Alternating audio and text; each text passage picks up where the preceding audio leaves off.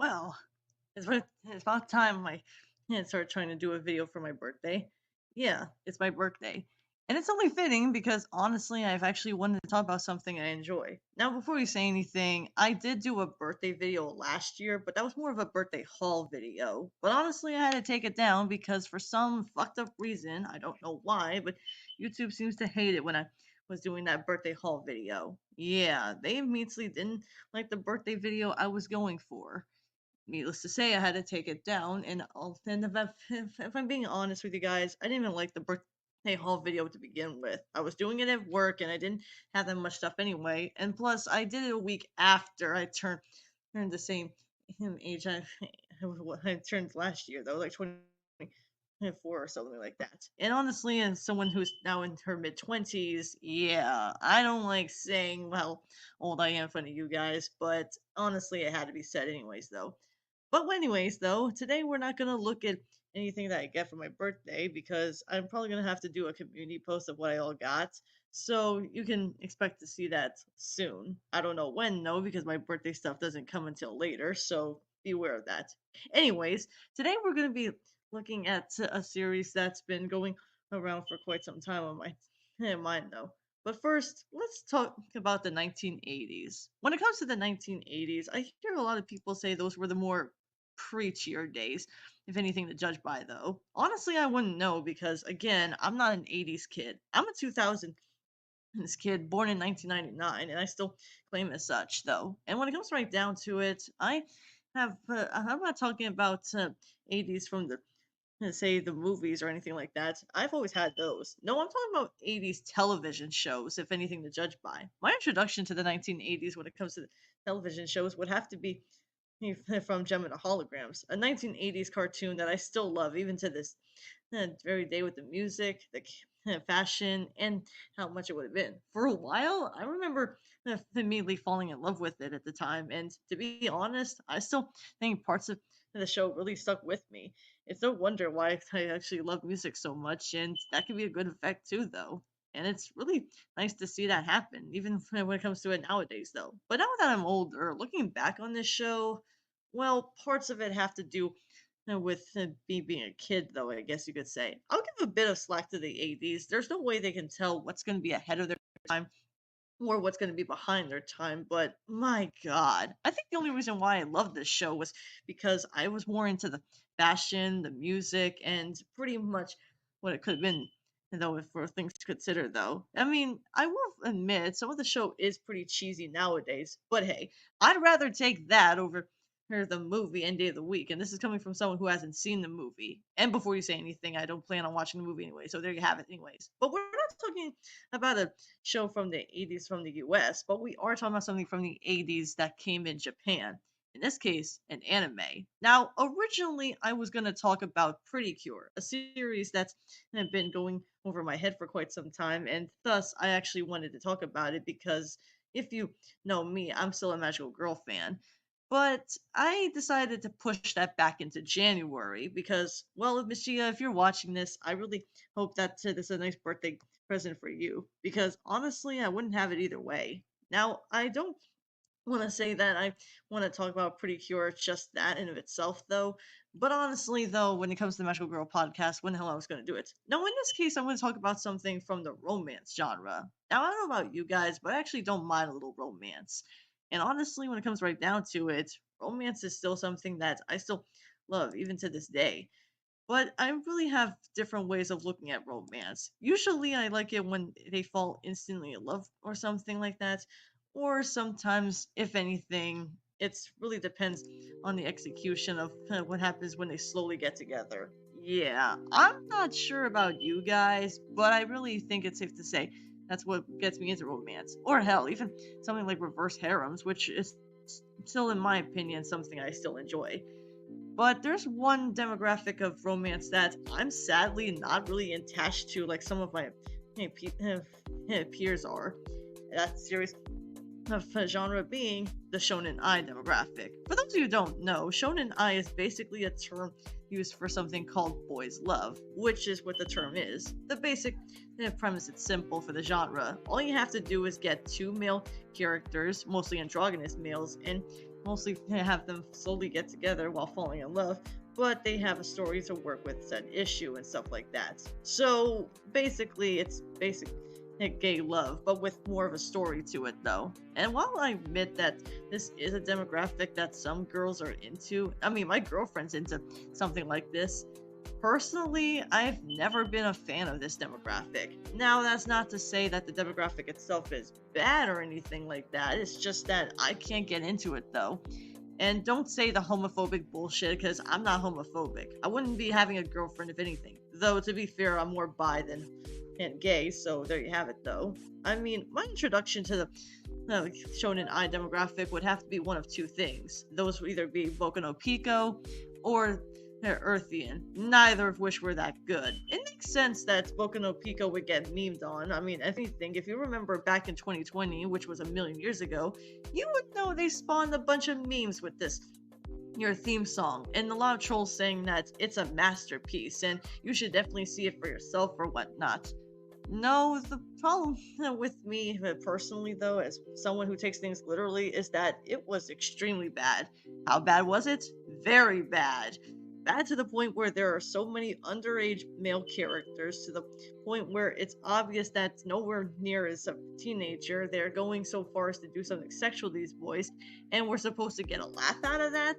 Now, I personally think it's safe to say if that was the only way I could get a chance out of that, it would have been the end of it. However, the other series, however, that I taken a look at was Earthian, which, thanks to the Hero of Tomorrow, thanks to the guy that I watch every now and then, I actually don't mind watching his videos, though. And when I looked at Earthian, yeah, he was not wrong. It's not a bad series by any chance, but it is one that wasn't very good either. Basically, what you need to know about Earthian is that it's basically two angels going to Earth, checking the positive and negative sides of the Earth, and see what they can do on Judgment Day to make it better, though. So basically, global warming, but with the cute gay couple. Except this gay couple just never really hit me very well, though. When you make a plank of wood look more interesting than the characters do, you know you got problems. I think it's safe to say that you already know how I feel about the characters. Both of the characters are uninteresting, very dull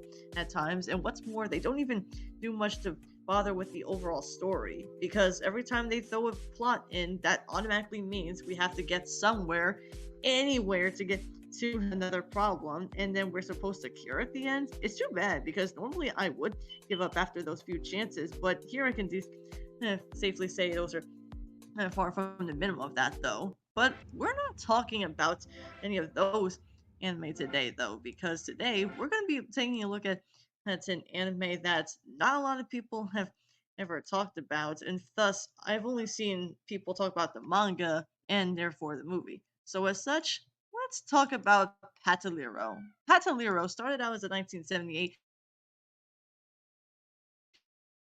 manga written and illustrated by Minio Mayo, who was actually a former fashion designer on his own to do anything with the manga. And honestly, in 1978, thus Patalliro was born. It started out as a comedic gags manga, but later became a shonen series as time went on, though, and thus making this the longest shoujo manga out there, which sounds like good money if you can actually get someone to do so. By the cost of this time, though, it has over 100 volumes and counting. To this day, it's still being written and as such. And honestly, that must be good money when you get right down to it, because Patalliro has really proved itself to be anything like that, though. You heard me right a second ago. This was the longest shoujo manga still written to this day, and it's still going on in spite of itself. To give you a better understanding what that's like, that's basically we have more chapters than the average shoujo manga you can actually ask for, though. You have to understand that usually shonen manga are what a lot of people gravitate on, and they always seem to have been more lasting on there than it usually does, though. Now, I would say that this would be the part where I would have praise about it, but honestly, though, I could say that there are about three shonen manga that are still being worked even to this day, though. Those manga being one is Hajime no Ippo, a boxing manga, JoJo's Bizarre Adventure, which is basically what the title sounds like, and finally, we One Piece, a pirates manga. This is one of a few cases where the shoujo demographic is actually known for that. It is also proven, and while researching for this video, it's actually proven that Mayo himself is also a straight man and one of the few male mangaka out there that wrote something for a Shonen-ai demographic. Because when I looked it up, they did say that Shonen-ai are usually made from women and to write the characters, though. But this is actually the first time I've seen a male do something like this, though, which is pretty respectful in this day and age, and it was a huge hit back then.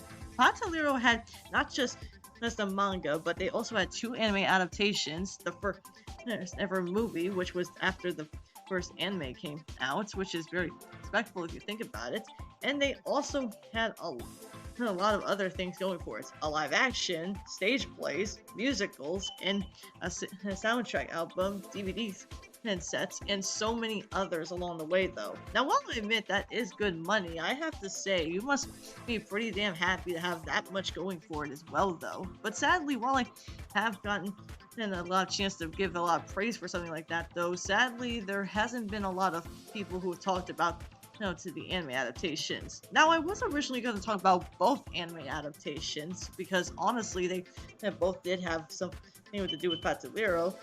But honestly, I decided against it, though. The 1982 series is the one I'm talking about, and honestly, it's one that I actually do enjoy watching at times, though. It was animated by Toei Animation, and honestly, you don't need an introduction from that company alone, though. Yeah, right before something like One Piece or Sailor Moon came to the picture with their gay characters, Patalliro actually came out first with that. But the other series, the one that I actually did try to watch at times, though, Patalliro Yuki, at least I think I'm pronouncing that right. Yeah, my Japanese is horrible, can you tell? Anyway, that's the 2005 series, though. It was animated by Magic Bus, which I've never heard of the studio, nor have I ever heard any of their works or anything to judge by, though. But when it comes right down to it, I can barely tell you about this series in of itself, though. The reason why is because I could barely tell you what I think about how it's when looking at it, though. It's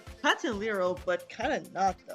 Kind of think of it as what happens when you watch a series that you were going into without having that series. And it's not bad, but it felt like it was missing something. Maybe it's because I'm just not used to the 2005 art style, or maybe I'm just not into it as much. But honestly, though, no, I wouldn't know. But honestly, aside from that, though, I decided to go against it and just go with the 1982 series, which lasted for 49 episodes. Yeah, the 2005 series has less episodes, and it had 26 episodes.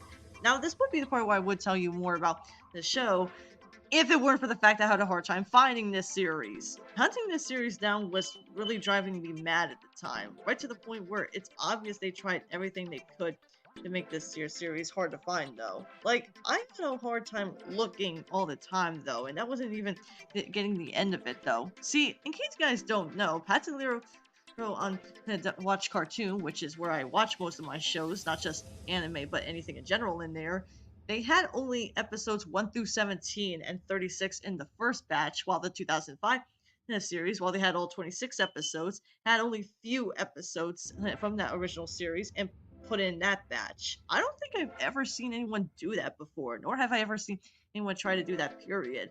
But honestly, I tried another site, in this case 9 Anime, which thankfully they had all the episodes, except for the fact I had to go through viruses. I don't know about you guys, but yeah, apparently I had to go through hell just to get through virus after virus. And even then, that still wouldn't soften up my problems, though. Until, suddenly, I started realizing that I started watching the episodes on Google Drive because someone actually did have most of the episodes, and as well as the Stardust Project movie, except they only had 43 episodes and they didn't have the remainder 6 that I needed. They did have them on Reddit, thankfully, but even with that said, however, they had guess what? They also had the audacity to not put them in English subtitles. Yeah, I can't understand Japanese if it wasn't obvious, and I need some translation to understand what they're saying so I can get a better clear cut of what that is, though. And I thought that here this video was going to be pretty easy. Now I know some guys are thinking, why not just get on DVD like you mentioned before? Well, that would be fine if it weren't for the fact it was out of print. Yeah, the movie itself is probably still in limbo, but the series itself has never been re-released ever since then, and I can't find any other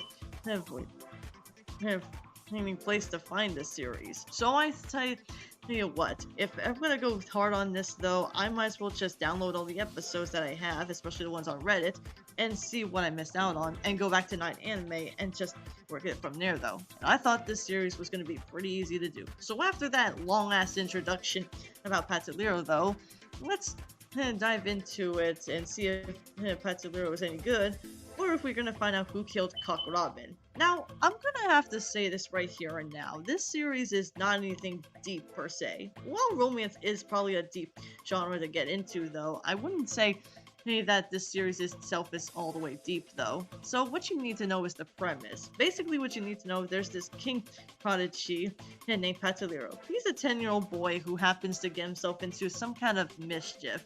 And by mischief, I mean he goes ahead doing things that are just going crazy at the time though, to the point where some people can't put up with a lot of his head though, with some pretty boys who are going to try to assassinate him. Along the way, he has 2 men who help him out though. First, the handsome devil himself, known as the Shonen killer, Bonkaron, and the second character who actually helps out along the way is the love interest of Bonkaron, and by extension his boyfriend, the former assassin Mariah. While on the way though, Patalliro seems to have a lot going on for him as is though. He doesn't seem to have too much on his mind when it comes to being king. Though honestly, when it comes right down to it though, he's not really taken as a very serious kid. What did you expect for a 10-year-old to be though, guys? Anyways, while still being a mischief and all that though, he does show his compassion at times though, up until he realizes that some of these here pretty boys might want to assassinate him. Oh, that's why Bonkaron, his reluctant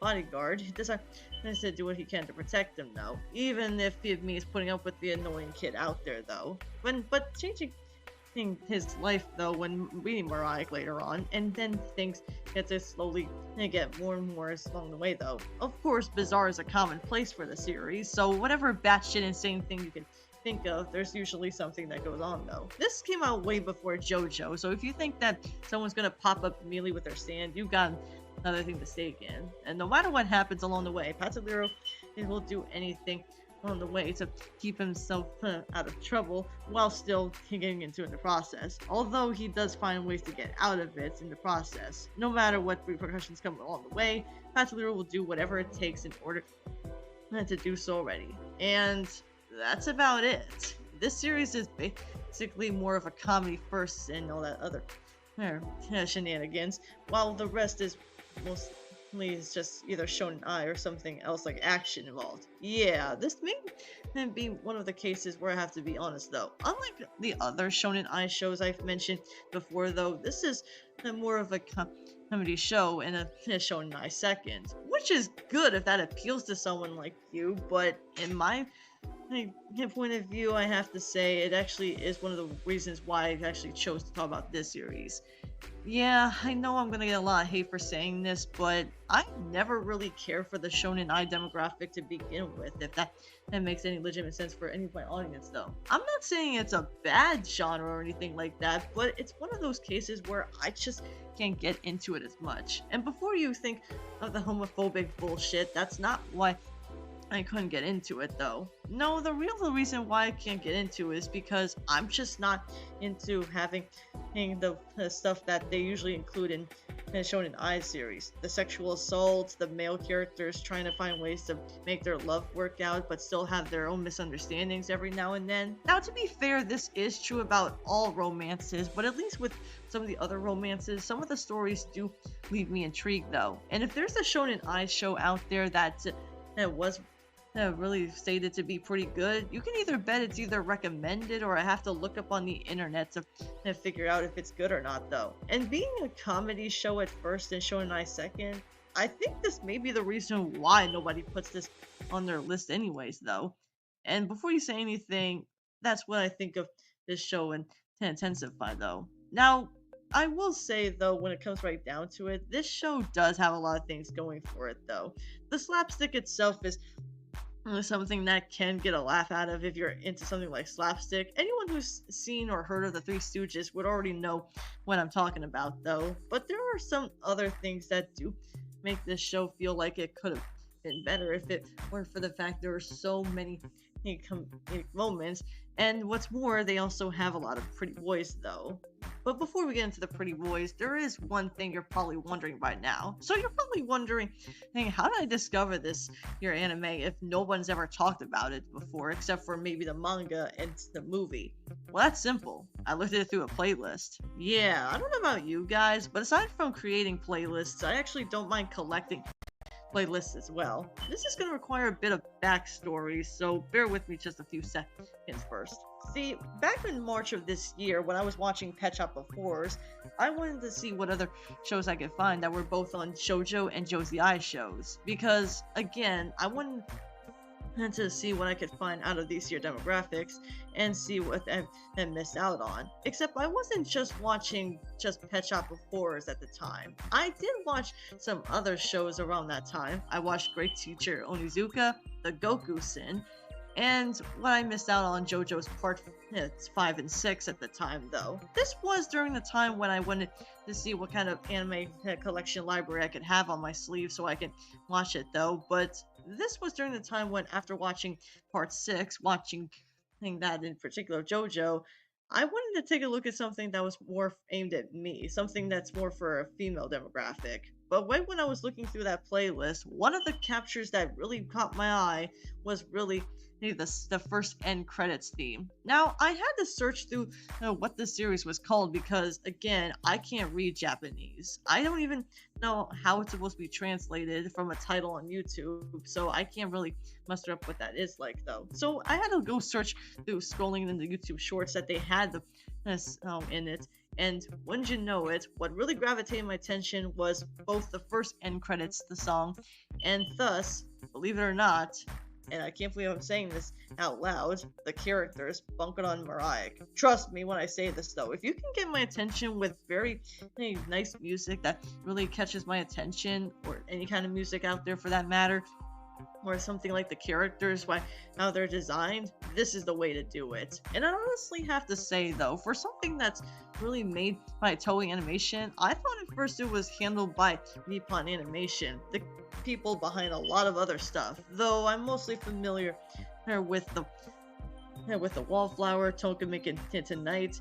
and the one series that I was gonna bring up, the World Masterpiece Theater. Though honestly, that would take years for me to watch all the time though, so there you have it though. But honestly, aside from that though, Patalliro does really grab my attention though. The first end credits theme is really one that I still love to this day, and it's been like that since I started watching this though. But even with that said, however, I can't really say that this show itself is really something that could have been like that if it weren't for the fact of one thing, though. See, I don't know about you guys, but the reason why I say that this show took like a long time to make, especially for the video, was due to the fact for one thing.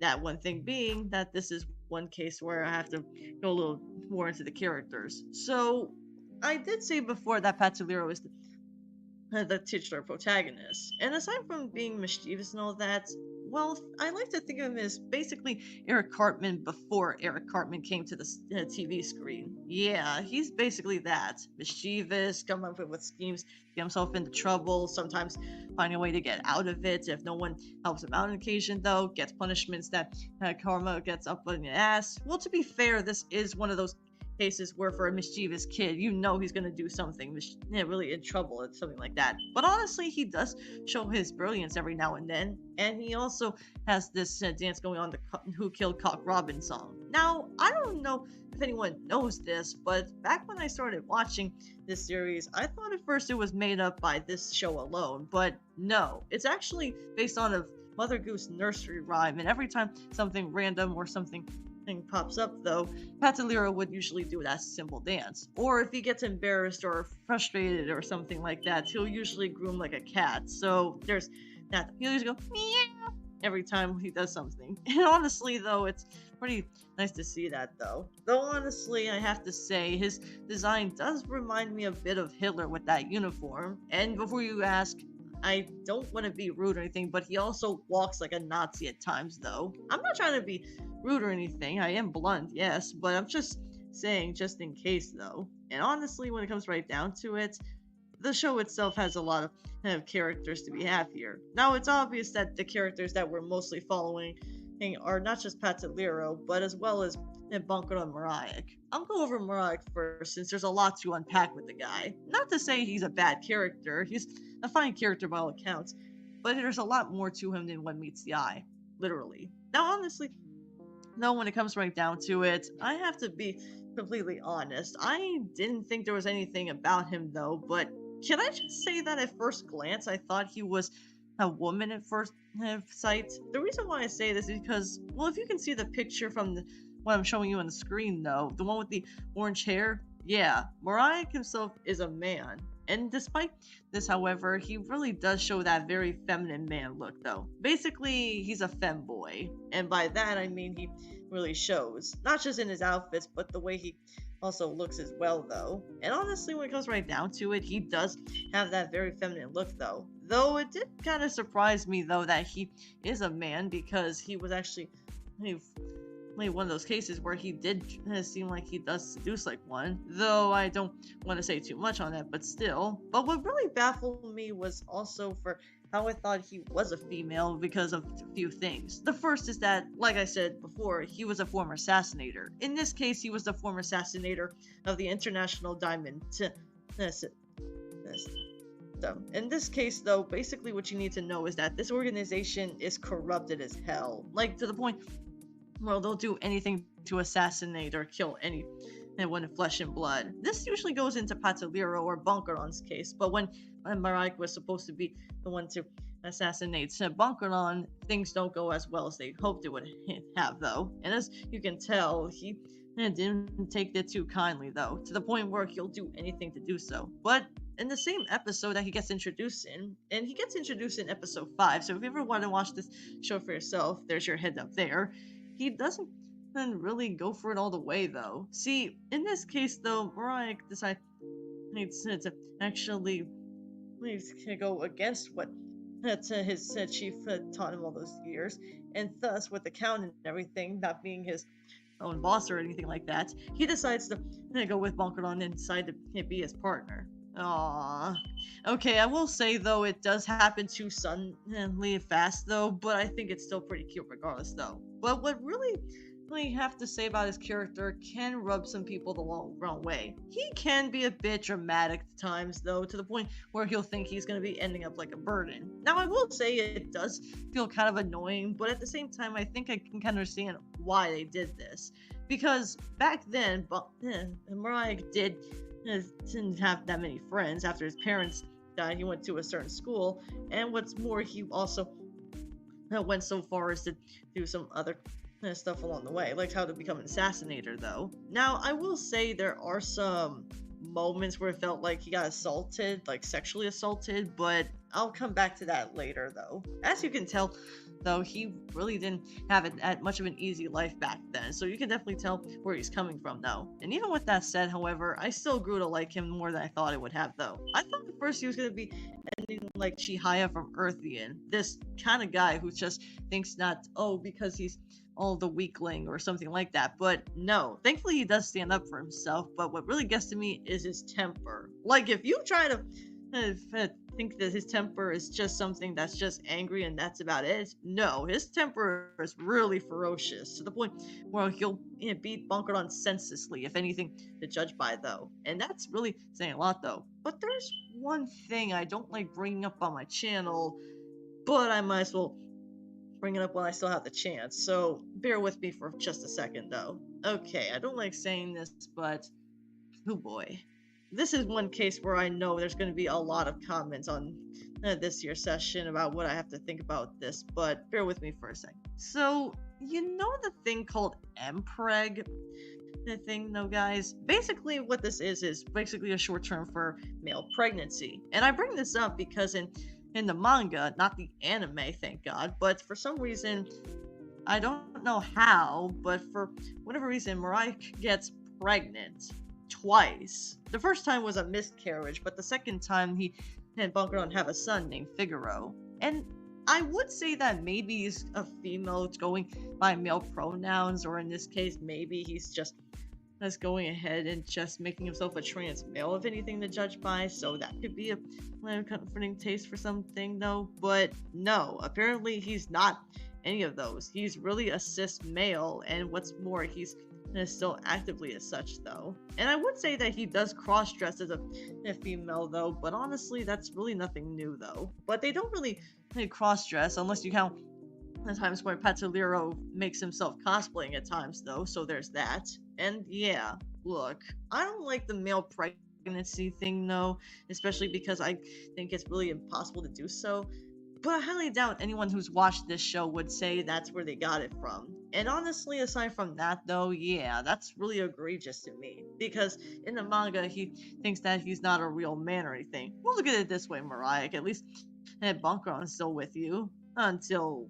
I don't want to get into it, but I'm going to have to, though. Okay, so I went enough about Marak, though, so let's talk about Bunkeron. And if you need a description for Bunkeron in this case, well, okay, there's no easy way of saying this, though. Bunkeron is basically James Bond if James Bond was gay. And I don't mean that as an insult, because he actually did say when Patalliro and Bunkeron were going visiting Patalliro's mother, he did say that Patalliro's mother is fine, but she's just not interested in women, though. So, yeah, he's openly gay, and rightfully so, because honestly, he's also a playboy. Yeah, and he's as well as a pit poker face, though. When you get right down to it, though, Bunkeron actually does seem like the kind of guy that would do so. Granted, I think it's safe to say he hates the name Shonen Killer, though. Now, this doesn't necessarily mean he kills males just for the sake of cold blood. No, it's just a nickname he gets because almost every guy that's under 17 he always gets the eyes for him, though. And when it comes right down to it, his eyes are usually one way to manipulate it, though. But he doesn't really manipulate them like, say, he'll do it right away. Though, admittedly, he did do that to Rock in episode 5, as I mentioned before. But honestly, the two do grow closer as time goes on, though. I actually do like these two as a couple. You really do get the sense of urge of that. But it's worth pointing out that whereas Murag has a ferocious temper, though admittedly Bunkeron does have a temper too, he's also... Okay, I don't know how else to say this without feeling a little edgy, though, but it needs to be said, though. So, he's really known as a, well, stubborn at times, though. Like, he'll also do his slapstick with Patalliro at times, though. There are times where it feels like he does care for the kid, though, but by the end of the day, he does get annoyed by him at times, though. Even when Patalliro tries to hit on these two guys. Kid, I know that they're both quite attractive and your perspective, but even so, you do realize they're not going to fall for you. You're a kid. Calm down. And it's pretty clear the series is self-aware of that, because you can definitely tell that for some reason, though, these older guys keep trying to stay away from Patalliro because he tries to hit on them, though. And I think it's about time I address something right here and now. So, I did say that this show has a lot of pretty boys. There are female characters. I mean, aside from Pataliro's mother, we do get to see some other female characters, some of which do become more important characters later on, like Pataliro's robots who come in the second season, Plasma X's wife Afro 18, and their daughter Porora. But even with that said, however, there are very few female characters to be had here, though. But it's really clear to me that despite this being a Shonen-ai series, the pretty boys themselves, they're really androgynous to the point where I thought they were female. Though that's not the only thing, though. See, a lot of these male characters happen to be so androgynous that even their voices are like that, though. I'm not saying that a female character can voice a male character, guys, but it's either because as I don't know if it's just me reading too much into it, but maybe it's because they just can't put enough range to make them sound masculine, or maybe they just couldn't find any male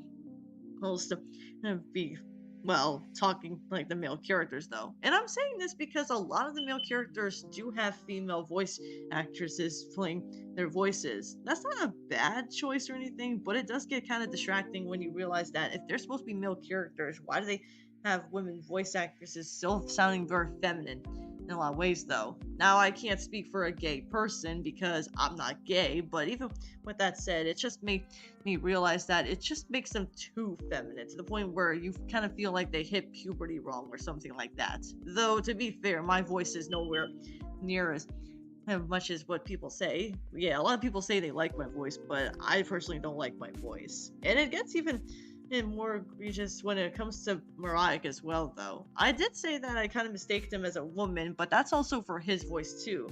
See, he was voiced by the same woman who gave the same voice for Tai from Digimon in the subtitles, the Japanese voice acting. No, she's no longer here. I'm so sad because honestly, she is a pretty good voice actress herself, though. But it's really sad because I didn't even know that was her to begin with, though. And she does a pretty good job voicing Mariah, and hell, she does get to sing in one of those episodes. Though, and I have to be honest though, if it weren't for this series, I wouldn't have known that she played in a lot of other stuff as well, though.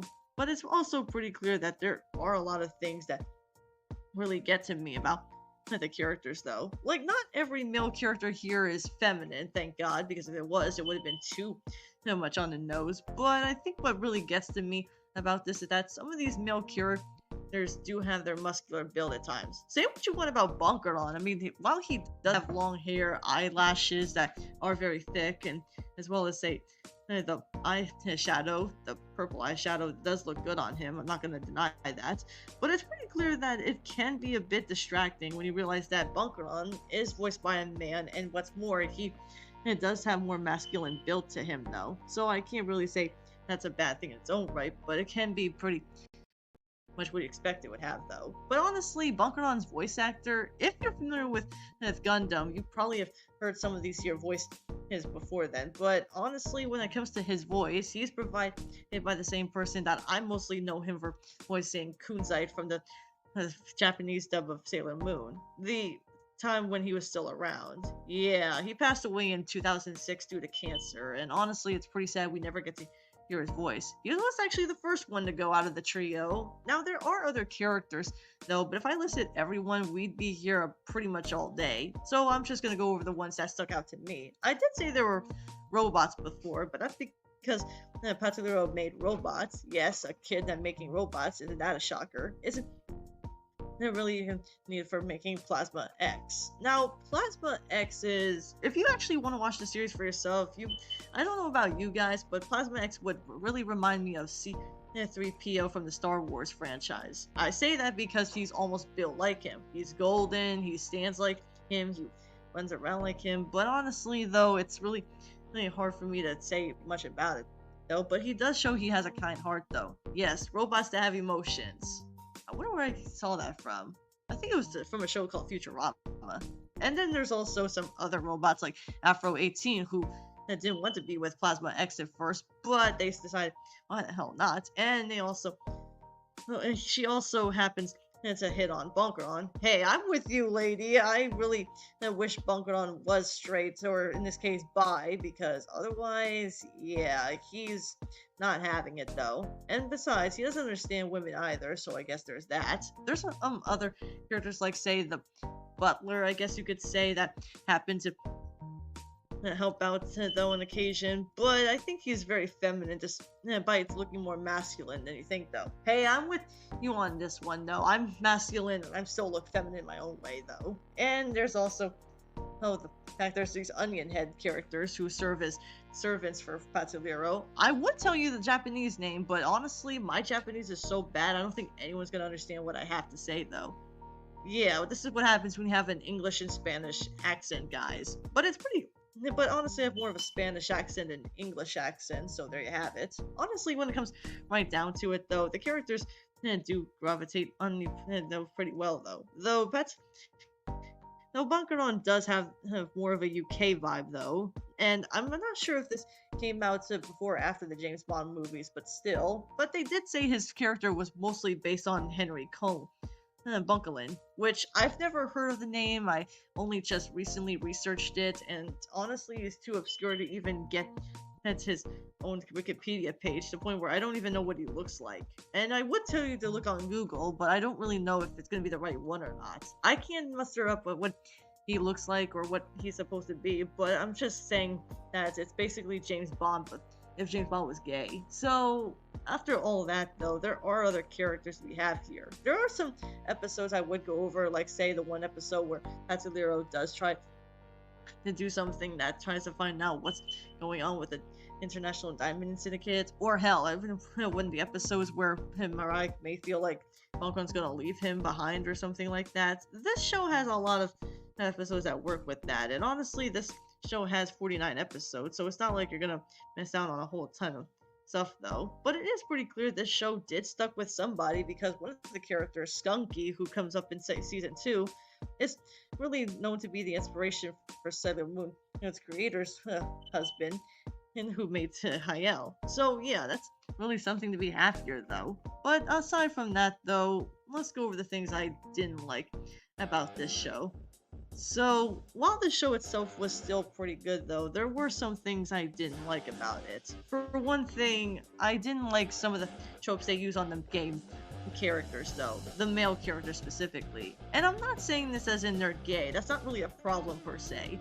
No, my problem with it is that sometimes they make them into, get this, sometimes they make them into abusive people, or in this case, they think they're just desperate for all the attention they want though. Now, I'm not saying that every gay character is going to be as innocent as pure gold, but it just makes me wonder what the hell, what's this be though? Though to be fair, a lot of them were portrayed as villains, so I guess I can let that slide. But speaking of a lot of male characters though, apparently Bunkeron did have a lot of past love interests at the time, but he broke up with them now. Yeah, like I said, he's a playboy, so it's not like you're gonna expect anything from that's something new. But it's also pretty clear that this series does have a lot of more male characters than what meets the eye though. And I have to be honest though, aside from trying to want to assassinate Patalliro, there are times where they'll try to go after Marek or Bunkeron too though. Though thankfully they outsmart their ways, and at least there's that. And I have to say though, the two of them do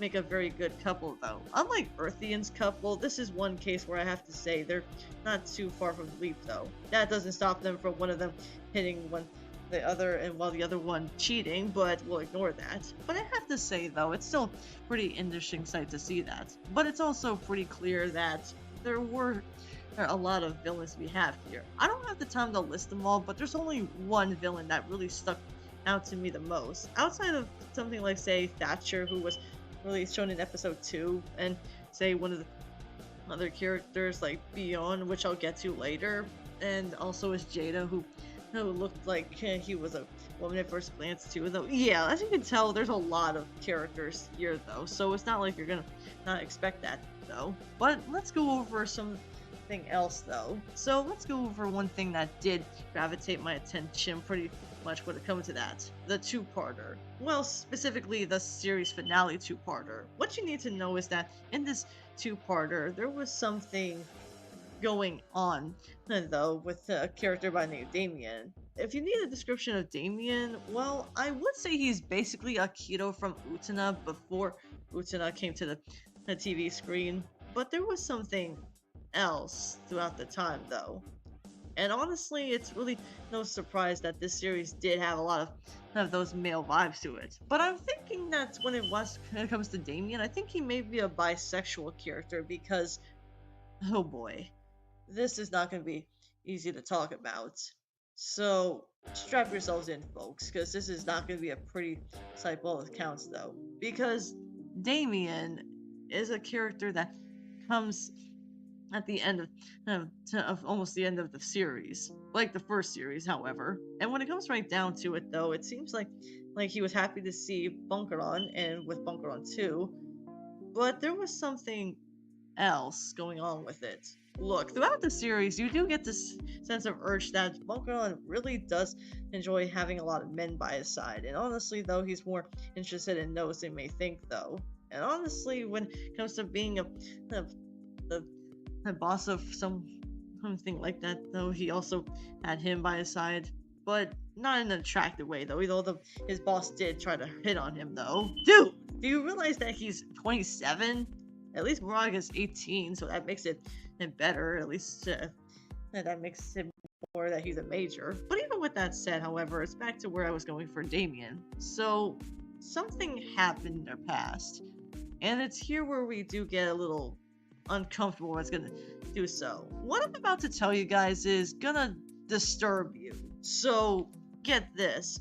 Damien and Bunkeron were very close when they were doing some shooting practice. So basically target practice of anything to judge by. But it's here where we do get to see something that's happening. And by something that happens, I mean it.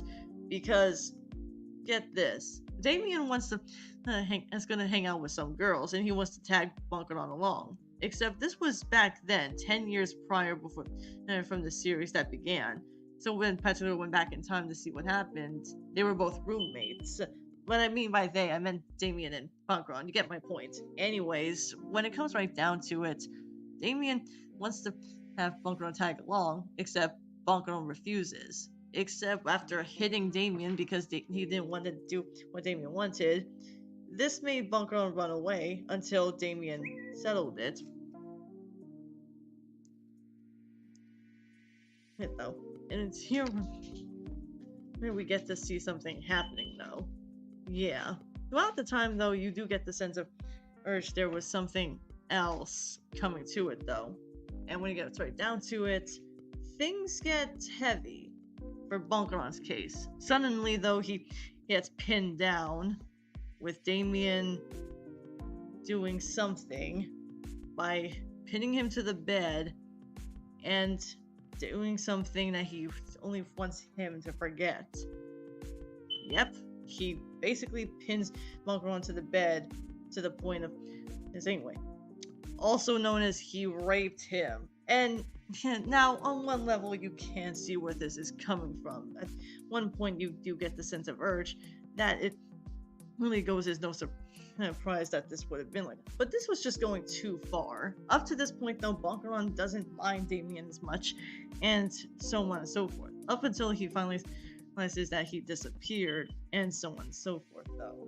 Until realizing that after years to come, when coming back, though, after Murag and Bunkeron had an argument with each other, Damien and him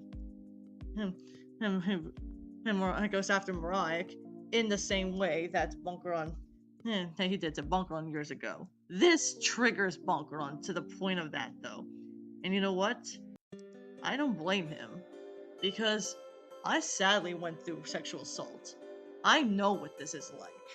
It's really something that I don't want to talk about, but still, it's really one aspect you get from Bunkeron's case, to the point where it's obvious that they're doing something to do this anyway.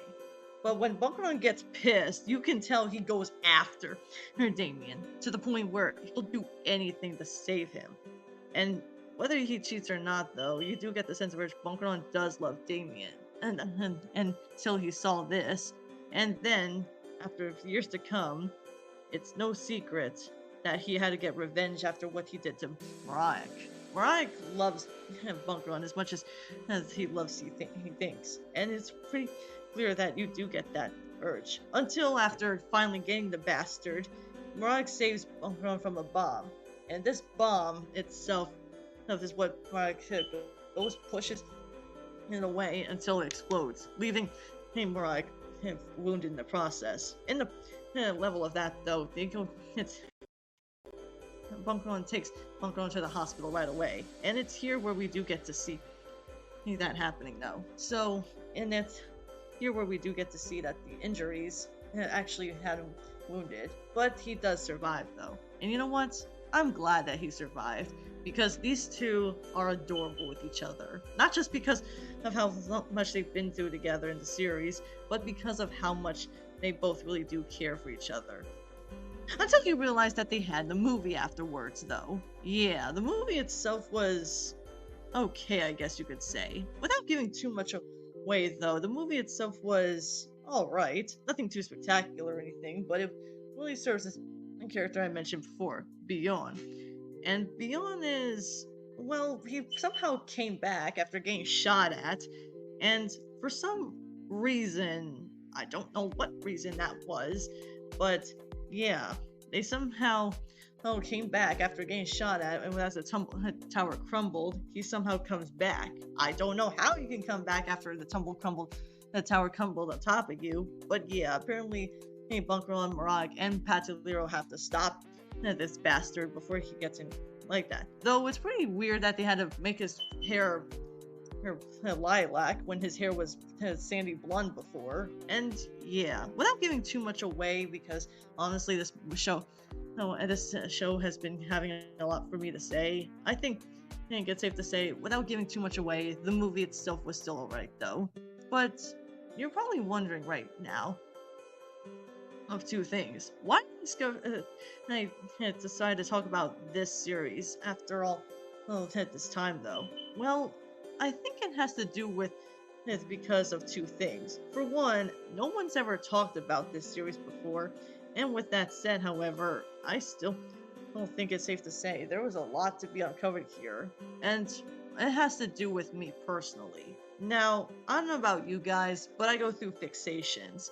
What this basically means is that I go through a lot of things at my time, though, to the point where I'll really stick on one thing and go on to the next. So I would have chose to talk about this series in February, but I didn't really have the urge to do so already, though.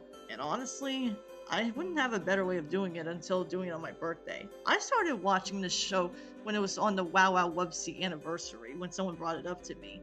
And for that reason, among many others, I still think I cared about this show more than I thought I would have, though. I didn't like Shonen-ai demographic because I wasn't into it, though, but I did find something that did get my attention, though. And you know what? Patalliro did a pretty good job at that. So you're probably asking yourself the big question now, why don't people remember Patalliro as much?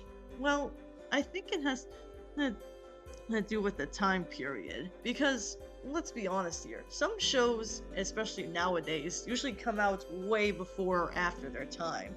And honestly, when it comes to shows like Patalliro, I feel like there could have been a time where they actually did have the time to do so. Now, that's not to say the show wouldn't do so, but if they could update the jokes and sometimes some of the stuff that hasn't aged well, I think they would have done pretty well for itself. Though I think it's a safe bet that it did pretty well for itself, though. Now, I wouldn't say it's one of those shows you have to watch if you want to see something Shonen-ai, but I feel like it's one of those shows that did pretty well for itself at the time, and still needs more attention these days. However, I think it also has to do with the show in of itself, though. This show is one of those cases where I have to be straight up honest, though. If it were for this series in particular, I probably wouldn't have known anything about this series to begin with. And what's more, this is one aspect where I have to say, without Patalliro, we probably wouldn't have gotten other Shonen-ai shows to begin with. Yeah, there were others beforehand in manga because they started out in the 70s, but in this case, I think Patalliro may be the call for something for a television series. I didn't mention this before, but this was actually the first Shonen-ai series to air on TV, and it does show that as such. So yeah, even with all that said, however, I feel bad that not a lot of people have talked about Patalliro. Still, even if they did do it, I'm not gonna lie. This would have been a show that really depends on what you're asking for. If it seems like I was griping over just the ending for itself, though, you may be sadly mistaken because I still think the show is still pretty good in spite of itself, though. And with that said, however, yeah, this show took me a long time to make. The video took so damn long, I like it became one more than it could have been, though. Now, with all that said, however, I think it's safe to say I said all I wanted to say about Patalliro. This was a bitch video to make because I had to go through hell for the music and so on and so forth. So you can definitely see where that rises, though. But with all that said, however, I really do appreciate all of you guys for sticking with me all this time. Now, if you don't mind, thank you all so much for all of what y'all have been doing, though.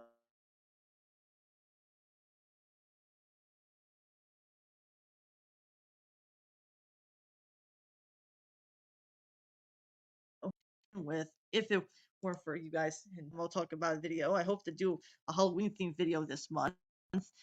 But even with that said, however, I still think it's safe to say I said all things that may not stick to some people.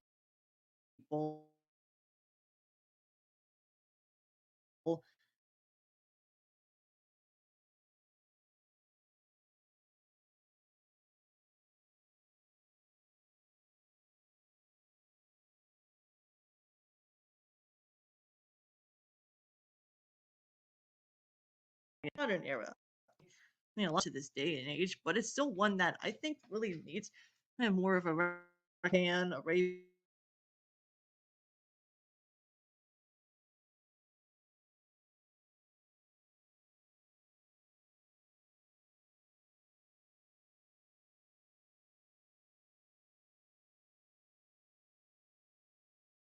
be a rush. I admit it makes your things that happen. I really do hope and pray when you realize that a show that you like still has its coming though. And with that said, however, with that said, thank you all so much for watching, and I'll see you all next time. And as always, stay flamingo-tastic. See ya, people.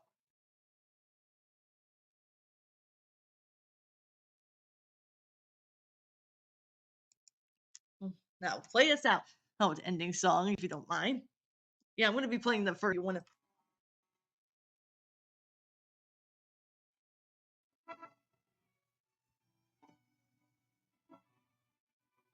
be sure to like and subscribe and for more content. See you all next time.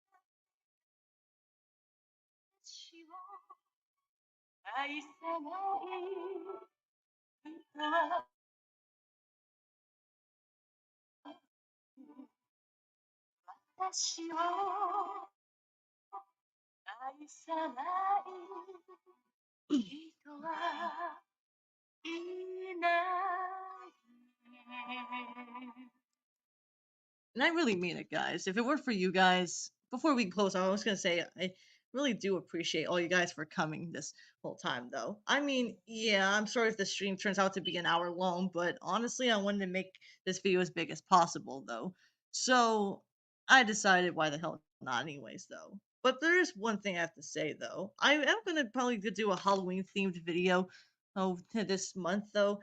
But honestly, I decided to look at Pet Shop of Horrors. Good thing I mentioned that because I actually wanted to talk about that series for a while now. And yeah, I hope to do it before the end of October. Please help me not to get my schedule fumbled up. Please. But yeah, with all that said, thank you all so much. I really do appreciate all you guys. Now, with that said, thank you all. Well, and stay flamingo-tastic. See ya.